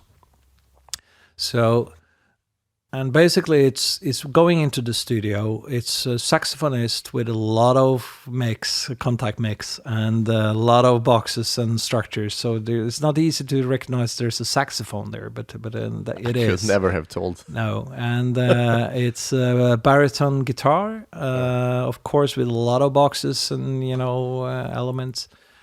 And it's basically me on different types of drums. One of the main things I work on is one of these big concert drums that I actually use with. I play it more like you do it on stage with my knee to structure the sound of it, but it's not easy to know it's that either. It's the production is so distorted on purpose. Yeah, so it's distorted on the master. Yes. Okay. Yes. That's the white noise part. Yeah, well, everything is distorted Because it makes it that. Yeah, it's but if you listen to it, if you just put it on now, people will only hear a wall of noise, and that's understandable. Yeah. But if you listen to it, you will see that there are some structures there. So, and basically that's what that band is. It's a collaboration band where I'm actually invited into this duo, which have done a lot of things together. One of the guys playing the guitarist, he also played with Thorns, so he's on the some of the productions there. So there is a small thread of black metal here. Well, black metal and noise has always been part of, some common source. I met a lot of noise musicians around the world, and everyone has black metal on the list of things that has inspired them. So I think there's something in common there. So we've done a lot of improv noise around that. So Maranatha is kind of a structure where it's we do improvisation around extreme walls of distorted sounds. We've done it live several times, and a typical concert is around an hour. So where we know when we go in, we know some basic structures of what we're going to do, but very little is defined. Improvisation. Improv. Improv. So that's Maranatha, and I really like that. I also done collaboration with females, which is two girls who does the same, but that's not that distorted. That's more like, can we put some really aggressive drumming as part of a more avant-garde-ish expression, where voice is very important. Many people maybe know about Diamanda Galas and her voice act. You can take that type of use of voice into music, but then you can put in elements, and there's no rhythm here, there's no song, it's not, there's no structure. But it's still an expression which gives you more an experience than a beat. So you should send me some of this. I can put it in the show notes as well. There's going to be a list. I hope you take notes, because I said that several times now. I usually doesn't use notes, but I will probably do. Yeah, you should. You talk to different people, and when we talk about things, and listeners are listening, but they don't know what we're talking about. So why not give them a link so they can actually go in and listen to stuff? Yeah, true. Yeah. I will put in some links. Yeah. Give me the main ones. Yeah, and listen through it. And every time I say I'm going to give you something and put in the show notes, you send me an email about that, so we remember. So so we don't annoy people. but yeah, the music around noise is important for me, because I think noise is probably the most interesting thing that happened to music in the first decade, the first 10 years of this decade. So from 2000 to 2010, I think there was, if you look into the music industry and look where did innovation happen, it happened in the noise part.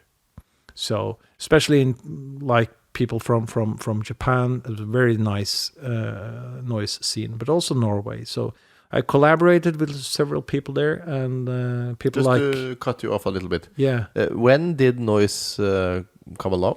Like time-wise? Time-wise, I think it started in the 60s. But if you talk about it as a big genre, I would say 99, 2000 is you know, the defining years of a new wave of noise musicians. But that's also the time you got into it. Yeah. Yeah. Yeah.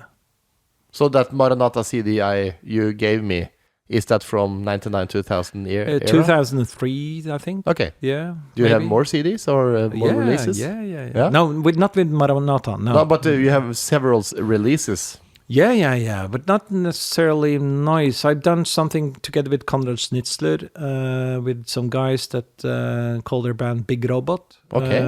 They did first an album they called Aquafit, which is a really cool album. It's more like a tribute to the cluster period and Konrad Schnitzler and stuff like that. They actually do cover of Konrad Schnitzler songs on that album. It's very good. So you've been collaborating with Konrad after the fact, after Mayhem. Yeah. And you never had anything to do with him back then.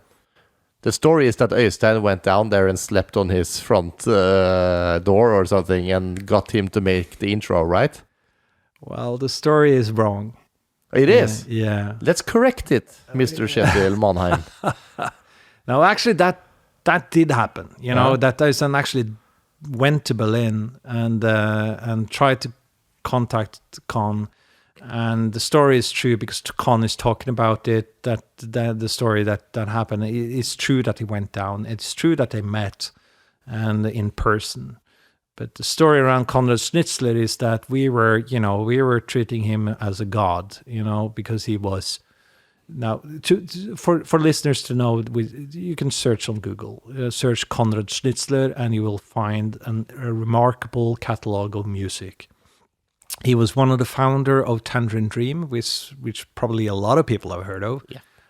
But he left after the first 2 albums, I think, so because he didn't find it interesting. So he went into cluster music and was part of a new wave of musicians who were trying to see different ways into music. Can you do something with music that doesn't... Can you make music... make some structure around music and then just revert it and play it backwards and see what happens. Is it still good? Can you still use it? And that's a kind of arty-farty technique that people think that, no, you can't do that, you know. But you actually can do that. It can actually be, you will be amazed about how much music that's been made that use that type of techniques. You're looking for soundscapes, you're looking for expression, you're looking for different stuff. You are basically exploring music. Yeah, sound. Sound. Yeah, I think the experience of sound. Yeah. So, where were I? Yeah, back in the history. So we were huge fans of him. So we made contact with him, of course, because we were very inspired by his work. He was a poor artist in Berlin, so he was very efficient on the. He would send us videotapes where he showed what he did, and he talked about stuff, and we of course looked at that, and then we recorded on top of that and sent it back to him. So we had this communication with Con in the 80s. Well, we were doing Mayhem, where we had a dialogue over videotapes. So that's the story. And when we had the Deathcrush ready, we were talking about it would be really cool if Con would make an intro. That would be, great. So the point was that we sent it down to him, to the master tape, to see if he could do something with it. Now, I know that Con said himself that he just put something out. He took something that he had, on the shelf. Yeah, lying around. And sent us that. But that's not how I remember it. I remember we got it back with a letter. I don't have the letter, but maybe Jörn has it somewhere. And where he talks about this might fit. So, and it did, didn't it? It did. Yeah, it's become iconic. But back to Big Robot, that's basically how I got involved with Big Robot, because I was contacted by one of the guys, young guys, and they were saying that they had this collaboration with Konrad Schnitzler, And could I be interested in doing something? But how was it for him and you to kind of hook up after 20 years? We didn't talk about it because we didn't meet. We didn't meet in the 80s, and we didn't meet then. I never met Connors. No, but did he kind of catch up on who you were when you got back together? No, because he didn't like, what Mayhem, and he didn't like that. So you put a lid on that? No, I didn't. I didn't do anything. We didn't talk about it. Just a guy who is collaborating. Yeah, we collaborate. That's cool. Yeah, so I know that he didn't like the murders and the church burning and things like that. Yeah, that who his does, song, Yeah, his song is part of that. So I probably got tired of all the questions, I guess. So, but we did a couple of releases with Big Robot, which is pretty cool. But that was more avant-garde-ish. One of them is on Spotify. You can go and listen to it. Horror Odyssey is it called? So cool. Yeah, that's a cool one. So that's basically what I did. I did from a project and a performance. Did something with Russell Haswell. Did a few shows with Lasse Marhaug. I did different stuff, and I really liked it. It fitted my life as well. I could just go in and do a project, and then leave the project. Yeah, it's a one-time thing. We did some pretty weird stuff. I liked that the scene was so marginal.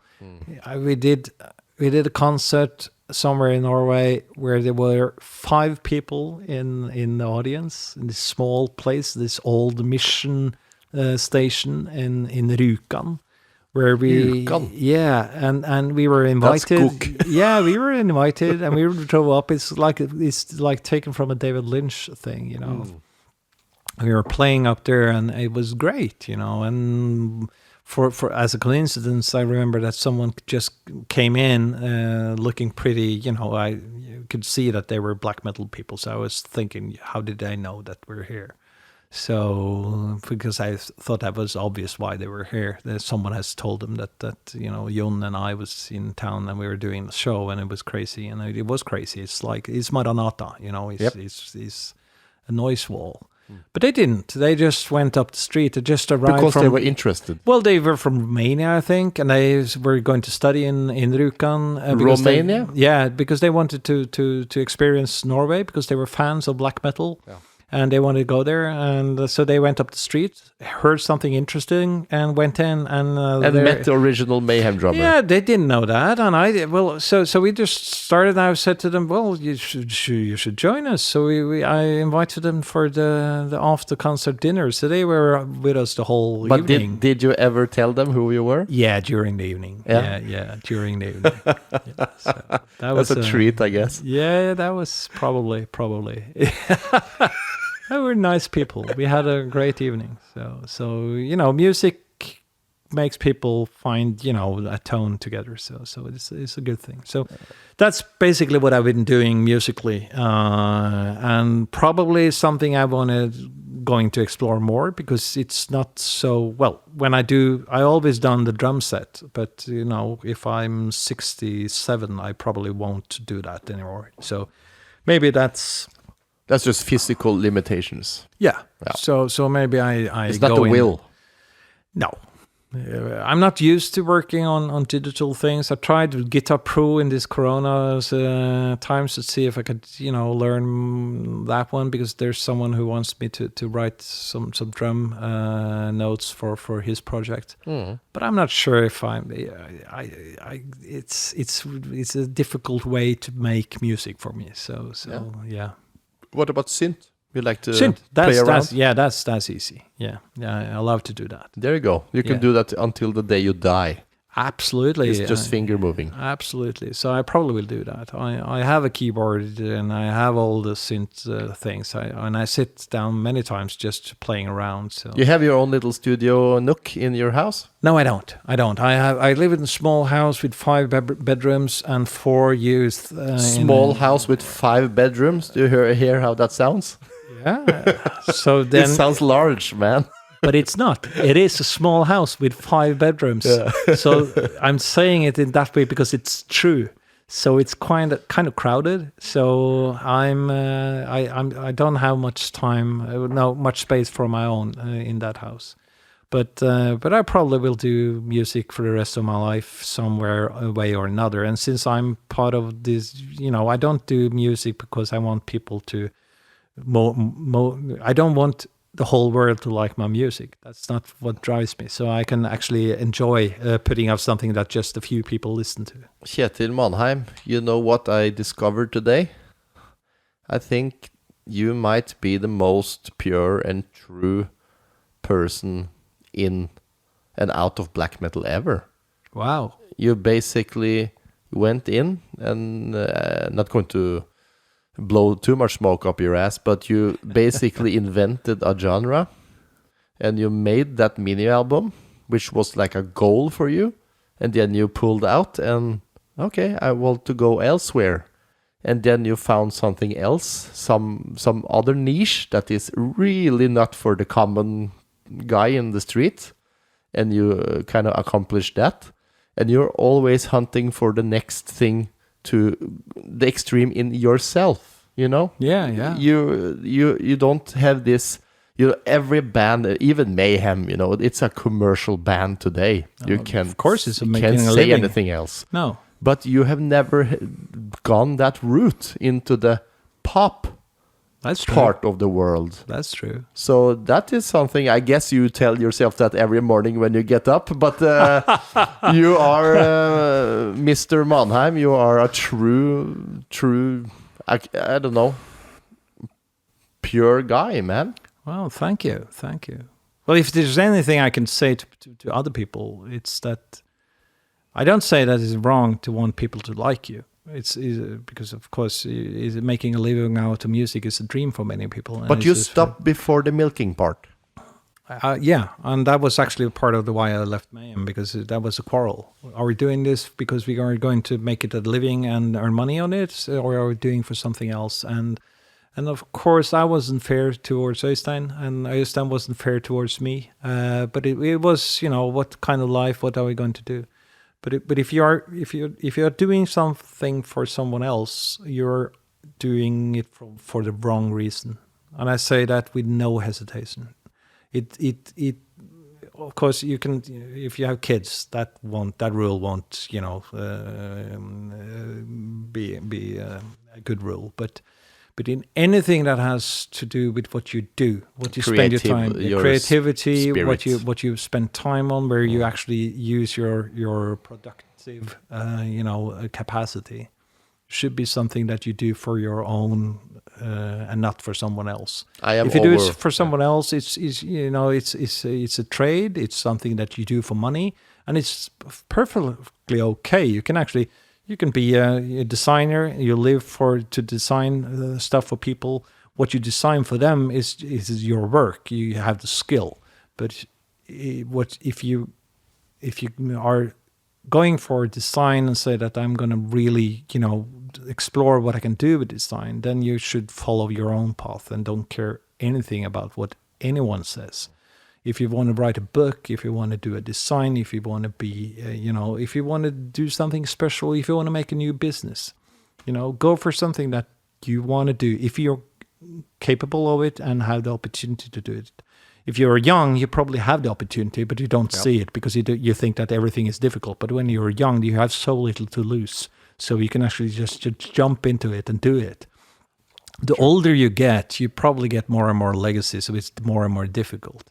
So you do things when you have the opportunity to do it. That's my saying of it. But it's nice words to hear from you. I really don't think about it myself as that, but I live for trying to explore things that I find interesting for me. And in music, that's what I don't do music. I don't feel that I have anything that doesn't gain the something I have inside.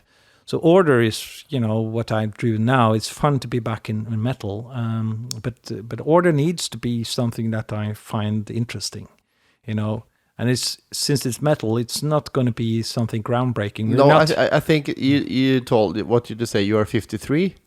I'm turning 52. 52. Yeah. And I guess this is kind of a nostalgic thing then. It is. It's fun. If we still can do something, but it will never be it won't be the new wine. We're past that. Someone else does that in that genre.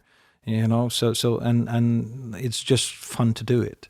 And if we can bring out some music there, is fun. It's fun to be together with Anders and Stig and Billy and do stuff. I like it. So, and we're probably going to do a new release on the album somewhere in this year or next year. The Corona stuff, again. This is a perfect time to create the songs. Well, not the way we do it, because we meet, Anders and I start in studio and we start to work on riffs and, rhythm structure. So we work together, and as it goes, we explore, and Stig, of course, comes in and collaborates.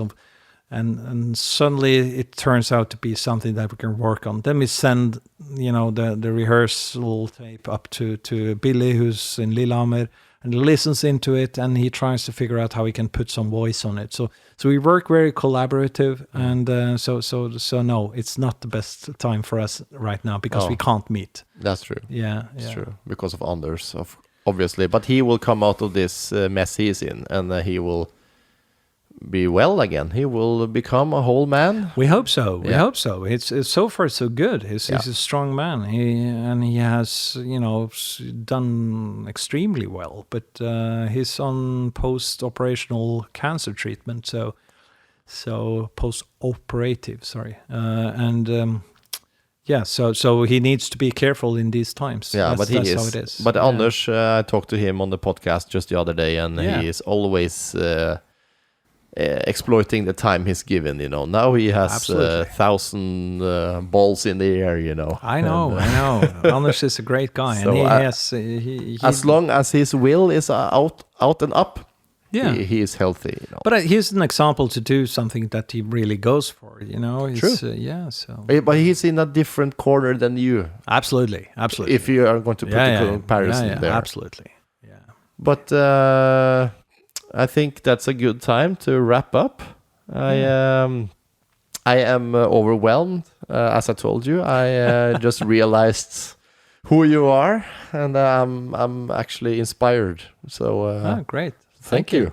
Yeah, thank you. Thank you for stopping by and drinking my a bit too weak coffee. Yeah, well, it's a bit weak, but the second wave of coffee in this podcast was better. So. Just like the second wave of black metal was blacker. Yes. So any final words just to the people listening?